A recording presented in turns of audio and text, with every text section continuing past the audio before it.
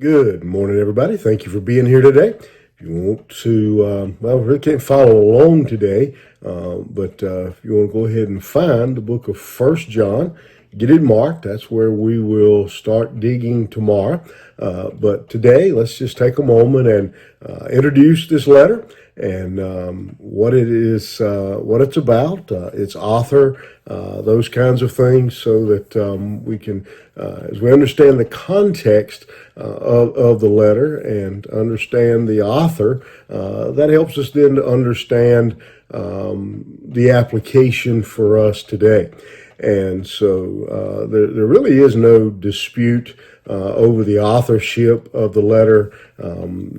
All the ancient manuscripts identified John as the author. I'm sure we could probably go out and find somebody somewhere that says that this letter was written by Fred the barber. Who knows?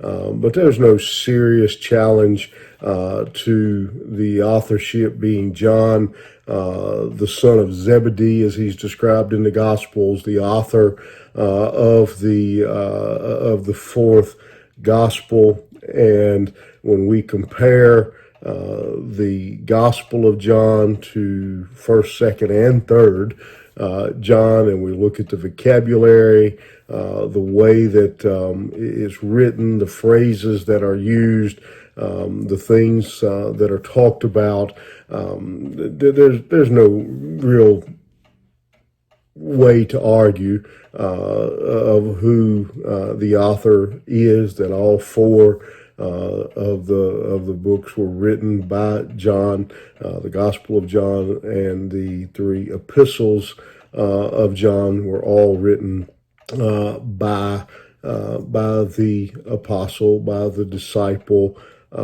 John. Again, some believe that there's another John out there somewhere that wrote these, but again, there's throughout time there hasn't been really any real argument about the authorship of these letters. And again, the letter was written.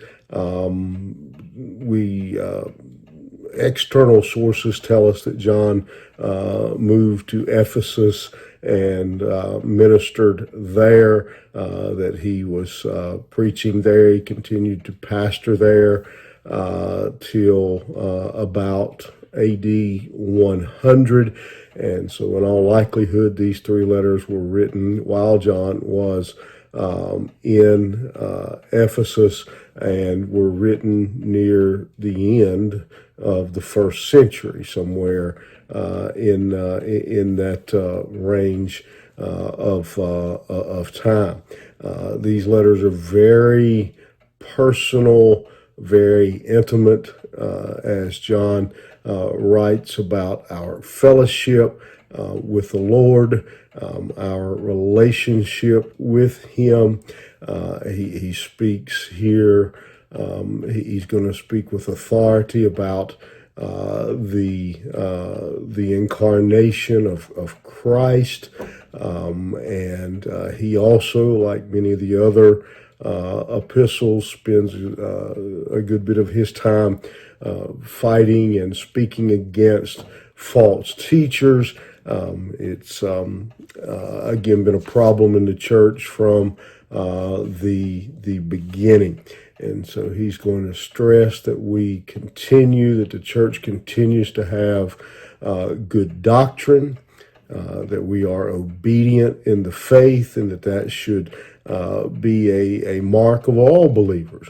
And he's going to basically say if good doctrine and obedience to the Word of God, love for each other, and love for the Lord and love for the church, if these things aren't there, then is a person genuinely a Christian?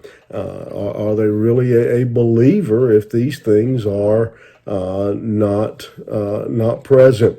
And he's writing these things to, again, no specific audience, but just the church in Asia in general, again, for all believers. And so by extension, then that would be you and I as well, that we all take heed to these letters that he wrote, the instruction that was given, not just to that area in Asia Minor, which is now what we call Turkey, but to the church in general, that we remember John's words of good doctrine, of obedience. If you have good doctrine and you don't follow it, then that's kind of foolish. And so he says we have to have good doctrine.